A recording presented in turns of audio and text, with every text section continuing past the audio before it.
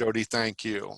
I think we've gotten to everybody. With that, I'm delighted to introduce our speaker today. I've known Laurie for a number of years, and I'm sure a lot of you already know her because she is a consummate networker and really gets out there to meet people, and that certainly helps build a business. And Laurie disclosed to me before the call today that she's actually a hero on top of being a business owner. She was in our building earlier today for a networking group meeting and discovered that there was somebody trapped on one of our elevators, and she did her Wonder Woman imitation and pried the doors open on the elevator to free this person. So kudos to Laurie. Thank you for owning small businesses and providing local jobs, and thank you for rescuing somebody from our elevator. Laurie, with that, I'm going to turn it over to you. All right. Well, thank you so much. Yeah, it was an interesting way to start the day when you hear someone in an elevator and you have to knock on it to see if they're okay. And so, yeah, it did not take superhuman strength. I'd like to believe that it did, but it opened pretty easily. But anyway, so yeah, she's rescued, she's safe. And so thanks for everyone for coming on today. I own 3 different businesses in town. I have 2 business partners that help me facilitate that. So you heard some people mention Doorstep Diner Catering. That's kind of our flagship. That's our big baby across town. And we do all kinds of things out of there.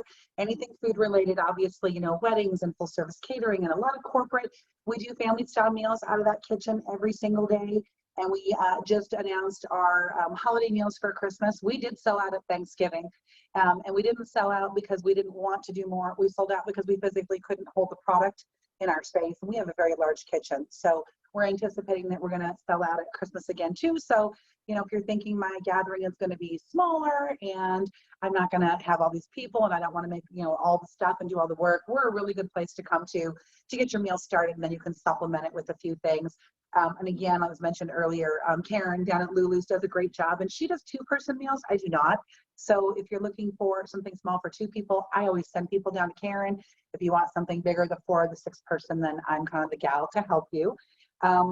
What I'm really going to talk about today is Country Slice Ham and Cafe and what it's like to open a business during COVID, which I will tell you, don't do it. It's not a smart thing. If you cannot do it, especially in the hospitality industry, I advise you not to do it. I heard a quote this morning that said, you know, you always think the grass is greener, but you need to focus on your own grass and keep it watered and not always look at your neighbor. And that was a really good thing for me to hear this morning, because in my industry, it's a dog eat dog world right now. There's so many of us and we're all competing for a really small pool of people. So you really have to rethink how you structure your business, what you do, what your model is, how you communicate your message to people.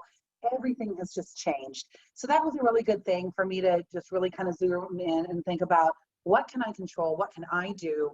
And not look at what other people are doing. Because, you know, imitation is flattery, but to be the innovator and lead the pack is something entirely different.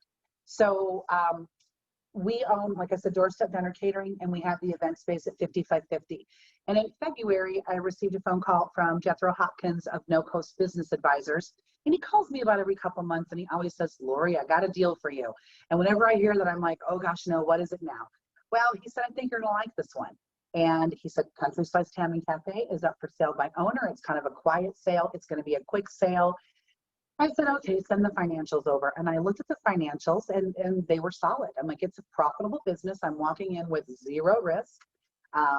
It looks good. So the first thing I did was, of course, shoot it to my accountant, who's Echo Bell, small business owner. And I shot it to my lawyer, who's Mike Enternaut of Mean Creative. And they both checked off on it within about 3 days. We had made an offer to the owners of Country Slice Ham, and of course, in the true nature of negotiations, they rejected my first offer, which I totally expected, because I lowballed. Then they came back with a higher offer. I came back with an offer, and we settled on that, and we closed in 10 days. 10 days. So 10 days to get insurance, 10 days to get someone hired, 10 days to work out the lease agreement with the landlord, 10 days to switch over utilities. It was so incredibly fast, and I really am blessed with my team, my 2 business partners, and more importantly, my accountant and my lawyer, that were able to jump through hoops really, really quickly for me to make this happen. So we actually came in here on a Sunday, March 1st, and we took the keys from the owners and signed our lives away, and we opened up Monday morning at 10 a.m. We did not skip a beat. We were blessed that one of our partners has extensive retail experience. And we were also blessed that the GM that we hired also came with retail experience. So we didn't skip a beat. We opened and we just kept business running. So of course we had high hopes. We bought this business, to make more money. That's why you buy a business. You want to make money. So we bought it so that we could expand on what we were doing. The revenue stream out of the ham store is ham. It's primarily ham. That's where the money is. I hands down will say it is the best product in Lincoln. And we've tried to find a local supplier. We cannot find anyone that will match the quality of what we're getting in Iowa. So we do get our hams in Iowa, but they are incredible. And we're known for our hams. We decided that we wanted to expand on the catering side of the business because we were looking for a way to offer a budget catering option without kind of diffusing our primary brand of doorstep vendor catering, which is not a budget catering operation. So this allowed us to have another name and another location and a different face that we could attach with catering. And then there's a small little cafe lunch counter here, which again was not promoted heavily, and that was our other thing. So we wanted to bring up the cafe, the catering, and then the country sliced ham. Those are our 3 revenue streams. So we got in here on March 2nd and we opened the doors and we started making sandwiches and we started learning how to make ham. And then 2 weeks later, we were basically shut down and told that we couldn't have people in our dining room. And as a new business owner, we were already pivoting at the big kitchen, but now we have to pivot in a retail operation, which is different. How do we do that? So we had some goals in mind before we even opened the doors that day. And like I said, 10 days was not a lot of time, but we did it. I also will tell you, if you're opening a business, write the business plan. I taught business. I didn't write a business plan, and my landlord required one, and I wrote one in 1 day. So go ahead and write the business plan. It'll be a helpful guideline for you, especially for your I have a bankers. question. Yes. Sorry to interrupt you, but No, what's like a business plan? Your business plan is what you're going to use to it's your roadmap of where you're going to take your business. So it's your goals, your objectives, from your finances to how you're going to account for your inventory, your marketing plan. It's all the things you would put together that will tell you kind of how to operate your business and where you're going. Yeah. So it's like if you're a ship at sea, you've got a chart, that's what your business plan is. It's going to help you get to where you want to go. And like I said, I taught business plans and I didn't do it. I was a very naughty girl and I was forced to do it. So it's a wise idea to have that. So one of our big things that we negotiated into our lease, and this is something else, if you're looking at doing a brick and mortar, there's a lot of things that are negotiable in your lease, like your build out or maybe not paying rent for the first 2 months. There's so many things. So we negotiated in about $8,000 to do a renovation. Country Sliced Ham and Cafe has been in Meridian Park for 34 years. And it looked it. It was very, very dated. There was a 1980s hutch with pigs on it and cookbooks. And I mean, it was very, very dated. And nothing against the prior owners because they're amazing people and we really like them and talk to them about once a week, but it was dated. So we negotiated in the $8,000 to have our contractor come in and rip everything apart and give it a fresh new look. And it's been really kind of cool because people walk in and they're like, oh my gosh, it's so clean and different and fresh. And yeah, we wanted to kind of bring it up to, 2020 per se. So, like I said earlier, the hopes and dreams that we were going to expand the catering really didn't happen with COVID. I mean, we tried, we put some stuff out, but it just really didn't pick up like we hoped. And that could be a tremendous revenue stream for us. It's just really not going to happen right now. We'll start pushing it again in January. The other dream we had was that we would, really expand the cafe. So the store being here for 34 years, the menu was pretty stale. The old owners were pumping out specials like, a Bunza or a Tasty. And we really felt that, if you're going to be somewhere unique and a destination in Lincoln, you have to focus on what you do best. And what we do best is ham. So we changed the entire menu to really be more ham oriented or pork oriented. We came up with new sandwiches. We revamped their old recipes. If things weren't broke and they were working, we left them alone. If things needed to be updated, then we did that. So kind of the shutdown was a blessing because it gave us a little bit of time to really focus on research and development. It gave us time for our contractors to be in here. Of course, I would prefer to have the money coming through the door, but if anything had to happen where we got that little gift, that window, I mean, that was the nicest thing about it is we really were able to get in here and rearrange and clean and do things that needed to be done while we had that shutdown. I will say my business partner, Chad, and I are very, very competitive. Every day we look at our square receipts. Every day we compare from the previous year.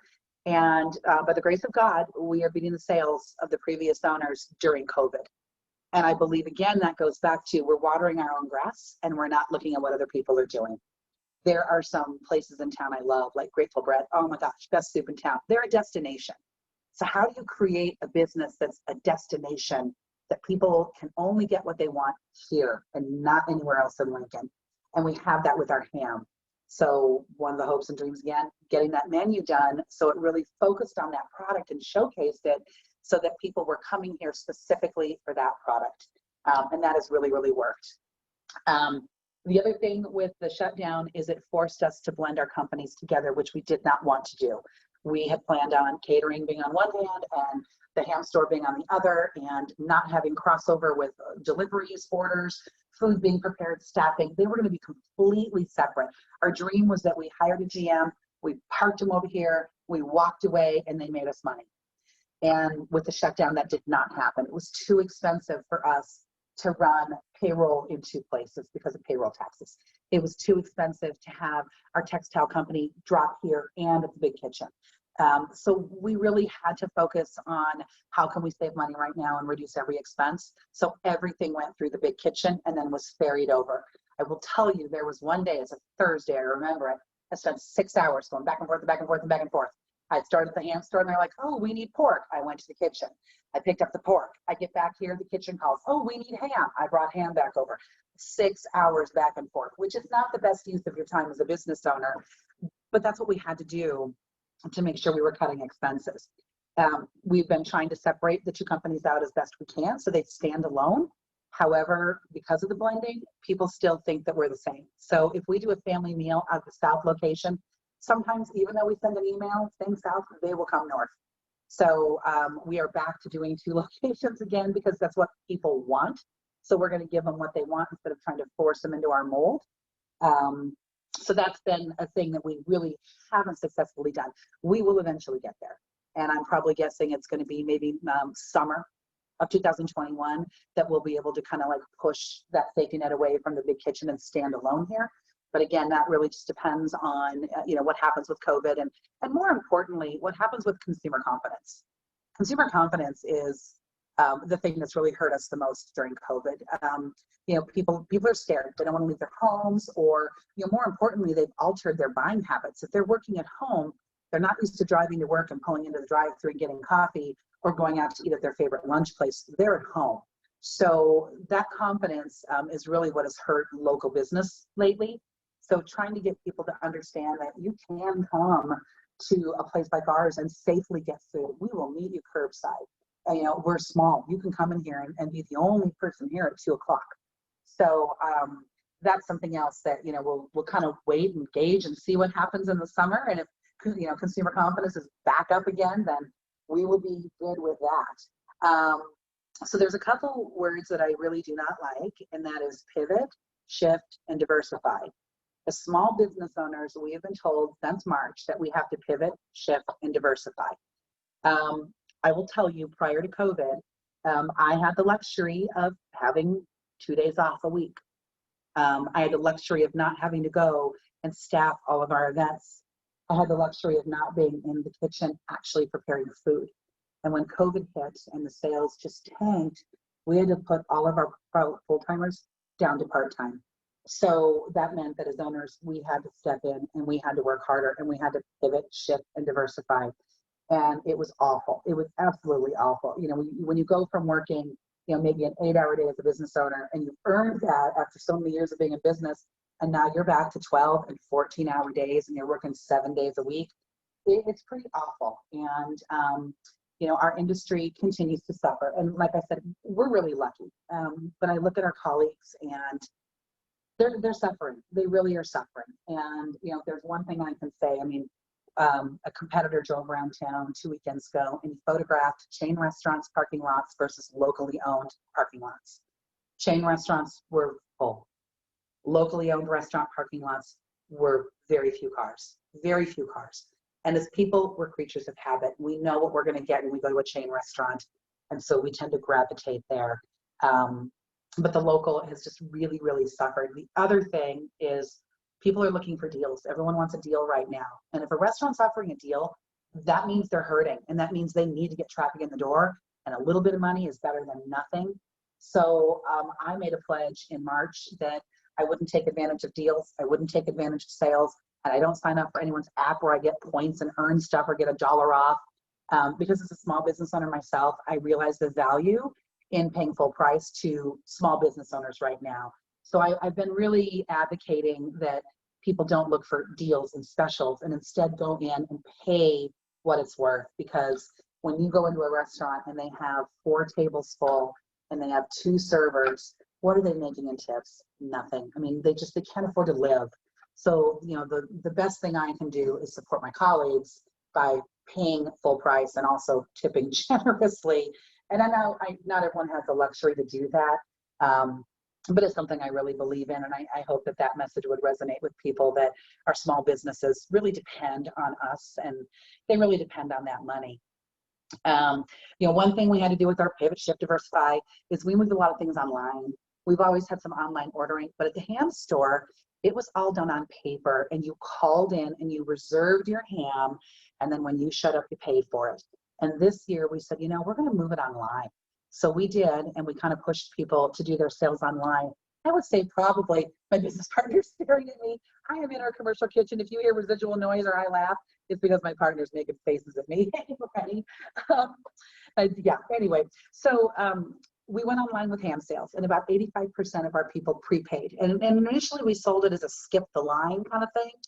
But then we realized, you know, this is better because we do have people that will reserve a ham and then they don't show up. I've cut your ham for you. And once I've cut it, I got 5 days. It's a perishable product. So we called those people, and what we heard was, oh yeah, I meant to cancel. Sorry, forgot. You expect a small business to absorb that loss because you decided you changed your mind. Or like we had a lady that said she was supposed to pick up, said, I'll be there in 10 minutes, called her an hour later. Oh, I have COVID. Okay, and I said, I'll deliver it. Nope. So we're moving to all prepay right now just because as a small business, we can't afford to absorb that loss, especially if you don't pick up your ham on Wednesday and Thanksgiving, and then Friday, Saturday, Sunday, that ham is gone. I got to donate it. I got to throw it away. I got to eat it, you know, whatever we have to do. So that was one really, really good thing that we did is move that to online. The one thing we don't like is that when you did the big push of ham, you had like 3 days. And so of course the revenue and the receipts were just amazing because you're like, we made $30,000 in 3 days. And now it's spread out. So we don't have that like push of, you know, that we made all this money, but it's a safer risk for our company. It's easier for people to order online. They really liked it. We were able to get them in and out faster because again, the place is tiny. So when people were coming in and they were a prepay, it was like bag the ham, go, bag the ham, go. It was so fast. And it even worked out even better with people that just wanted curbside because then we didn't have to run our iPad out and get their credit card, and it just made it faster. So moving online has been really, really good. Another thing that we did is we moved away from our website as an e-commerce platform. We moved to Square because we were paying fees as an e-commerce platform and then paying fees with Square. So we've moved everything up. Now, for those of you that are like Google Analytics nerds, like I am, I watch my analytics every day. My bounce rate is through the roof. I'm like 80% bounce rate, which is awful. But I'm taking them to my website and then they're hitting the button that takes them right to Square. And I could send them right to Square, but I like them to go to my website because I offer other things. So there's a chance that that person might be like, oh, I came here for ham. Oh, but they do sandwiches. Oh, they do breakfast. They might not know that.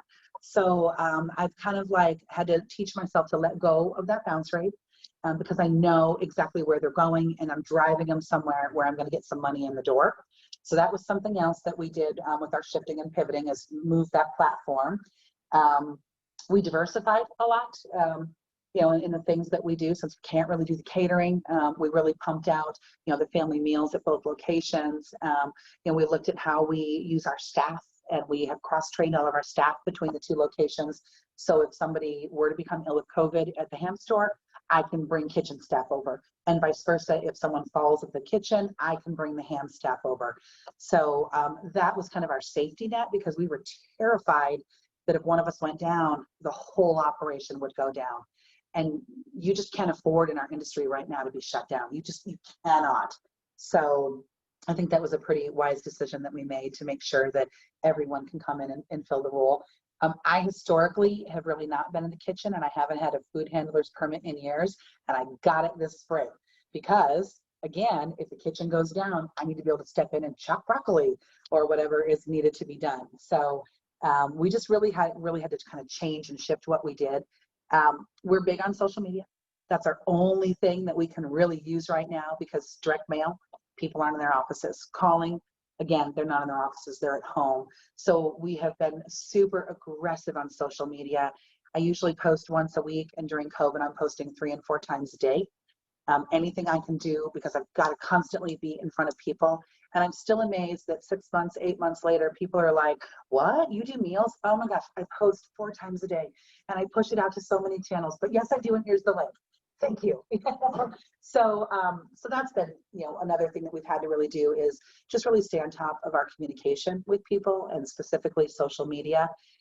Some of the drivers that we have used for social media are, in the spring, we had an evening post that went out that was targeted to moms, and it was a non-sales post. And it just was like, here's a fun food craft you can do at home with your kids. Because again, people were sharing that, and it was extending my reach, and they were coming to my page. I did a series in October on women in business, and I featured some women entrepreneurs, and that did very, very well. Right now, I am doing a feature called The Face of Small Business. I'm a big fan of small business because I own 3, and I want people to support small business. And I think we do this generic, support small business, but what does that mean? This is what it means. I get to pay my staff, and my staff gets to feed their kids. I'm the face of small business, and that's super important. So I've been doing a series for owners of companies that can just put like a little blurb out, and it is a non-sales pitch. It is not salesy at all.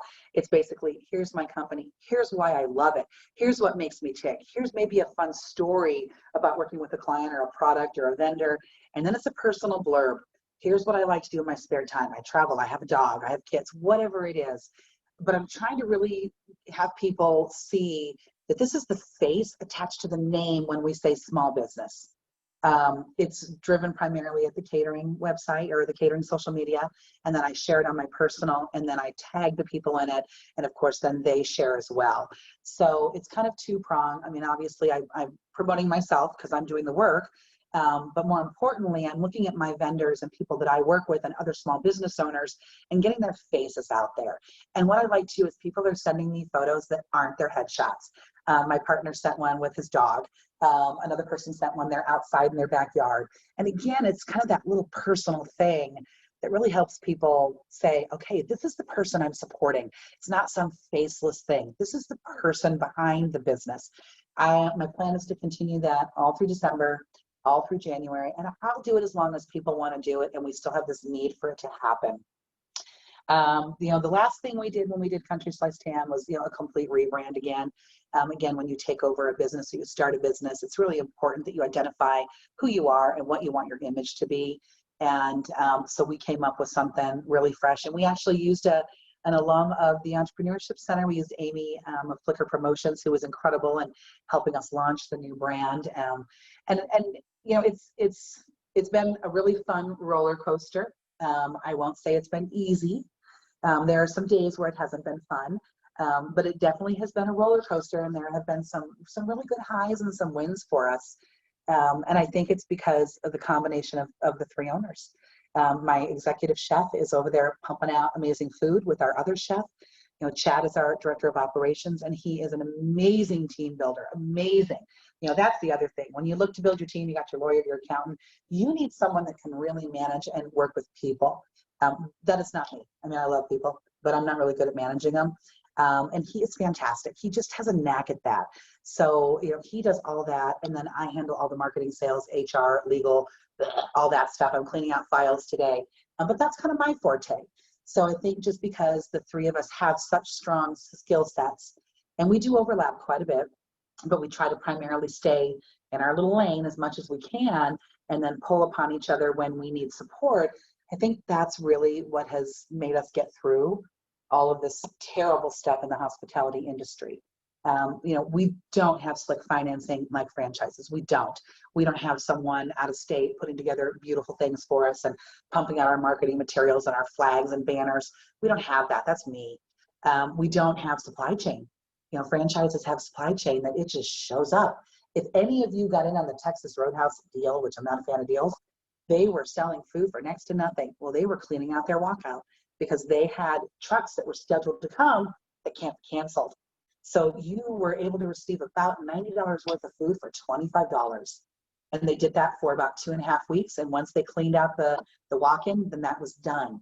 And people crabbed. They're like, oh my gosh, I'm never going back. I'm like, you had such a deal. Oh my gosh, go pay full price. But yeah, so they have the ability to do that.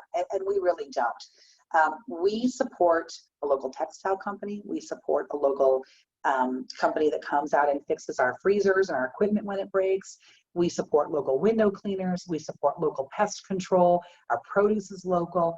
We support so many other people just besides ourselves and our staff that it's just, the list goes on and on and on and on and on. So that's one thing that we've also prided ourselves with, and we've been able to continue to support those other small businesses because it is a huge ripple effect.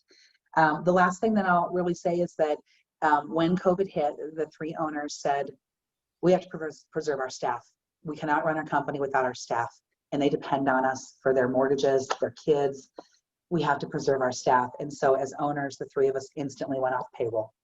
We figured that was the best way that we could preserve the company with having, everything canceled in March and April and May and June, but being able to continue to keep our staff on board. 3 weeks after we did that, we did have to cut the staff to part-time, which broke our hearts because they depend on us and we don't want them to leave and get other jobs. We love them. We were able to bring them back on shortly after with the PPE loan. And then of course, when things tanked again and we needed cash flow, we had to put them back down to hourly, and we got them back up to full-time again about 2 months ago. And we made the decision that come hell or high water, we will not ever again take them back down to a reduced rate. We will not do that. They're getting Christmas bonuses, they're getting raises. Our team went through a roller coaster worse than we did because they depended on me, and I couldn't tell them that I can guarantee what's going to happen. So we just put them on a horrible ride, and we love them to death, and we thank them every day. And so we're going to, treat them really well at the holiday time to be like, thank you for being with us during this awful, awful period. And when we did put them down to part-time, we asked them to come in once a week, all on the same day. And as owners, we personally bought gift cards and personally gave cash. And so every week they came in and got an envelope that had something in it for them. And if it was a gift card, it was a small business. Yes, sometimes it was cash because people need cash. You got to buy stuff you can't get a gift card for. So we did that every single week until we could get them back on board. Because if you don't treat your people the way they deserve to be treated, and if you can't take care of them, there's someone else that's going to do it. And I don't want to lose our people. We've had them for 4 years. So as a business owner, again, you have to make these tough decisions with finances that affect you personally in order to make sure that your company is going to make it through to the other side. So, again, it's been a really interesting roller coaster, and I do not wish that any one of you would be on it with me because it's not the kind where you put your hands up in the air and scream. You're like holding on tight every single day. But I feel like even with this current DHM and the current shutdown, I feel like we're kind of at this thing where we've been through this. We know what to expect. We know what's going to happen. We're going to be okay. We're going to come out on the other side fine and stronger. So again, do not buy a restaurant during COVID. It is a bad idea. It's a really, really bad idea. Go into like roofing, deck repair, home remodel, do one of those things. But if you're going to buy anything in hospitality, wait. I mean, rent's cheap right now, so maybe jump on your rent. But yeah, to launch it, wait. So that's what I have to say. If anyone has questions, I will take them. I want to jump in. I have to jump off, so I'm going to jump right in here. I've had the privilege of knowing Laurie for a while, working with her on a board. I've always known she has superpowers, and she cares. She cares, as you guys have seen, and you know her. But we've utilized her curbside service at our warehouse a time or 2 or 3. Unbelievable food. I'd strongly recommend you help support that local business, but great food. Thank you, Laurie. Thank you, Doug. Any other questions for Laurie? Chime right in if you got them. Hey, Laurie, I was looking on your website while you were talking, but I was listening. Hey, are you open for retail at all right now? Yes. Okay, Yes, good. Country Slice Tam is open Monday through Friday from 10 a.m. to 5:30. Under current DHM, I can seat 10 people, which, I mean, my place is so tiny, you tell me about it anyway. Well, I meant for also for pickup if I wanted. Oh, yeah, absolutely. Yep. I was looking at the hams and, they show how many they feed, but I would be interested in acquiring a ham just to have it and divide it up, freeze part of it and make sandwich when you need it. So, okay, perfect. That's what a lot of people do. They'll come in and they'll buy the full ham because it's a better value. We do sell slices, but when we slice, we trim them. So of course we, have a higher price because of the labor. But we'll have people come in that will buy a pound of ham a week, 2 pounds of ham, or they'll even say like, "What do you have for scraps?" Because we have scraps, and they're like, "I'm going to make a casserole." Well, we can price that by the pound and sell scraps if you want to use little bits. But yeah, it's very common, John, for people to come in and buy the full ham. It's sliced, it's spiraled. We're the only ones in town doing it right here. And yeah, they'll take it home and freeze it. And it'll freeze for up to 3 months. So, yeah. And I can vouch for how good that ham is because I bought the ham bone and your bean mix. And I was going to make ham and bean soup like my mom and my grandma always did. And Dylan, my son, got a hold of that ham bone and there was nothing left for soup. So I can definitely vouch for how good it is. Yeah, it's very good. It is. We eat a lot of ham. Yep. And let me throw a plug in for their sandwiches over the lunch hour. They are part of my regular lunch circuit now, and they have some incredibly creative sandwiches that are different than you'll find at the chain places. And I really love the gobbler in particular. Yeah. It's a great sandwich that has jelly on it, stuffing, turkey. I mean, it's delicious, really is. So check them out. A lot of fun to talk to while you're there and waiting to pick it up. Other questions? If not, Laurie, thank you so much for joining us today and sharing your story. You are the consummate entrepreneur and networker, and we appreciate you spending time with us today. I urge everyone to utilize her services, buy her takeout meals or buy a ham for the holidays. You got Christmas coming up, you got all kinds of holidays, you got New Year's, nothing better than a ham for those special occasions. So check them out, utilize them along with other local businesses. And I hope you'll join us next week for Molly Hope with Hope Physical Therapy. Again, a mobile physical therapy business that's got a little bit different business model. So thank you everybody for joining us. We'll see you next week. And Laurie, again, thank you. Thank you so much for having me.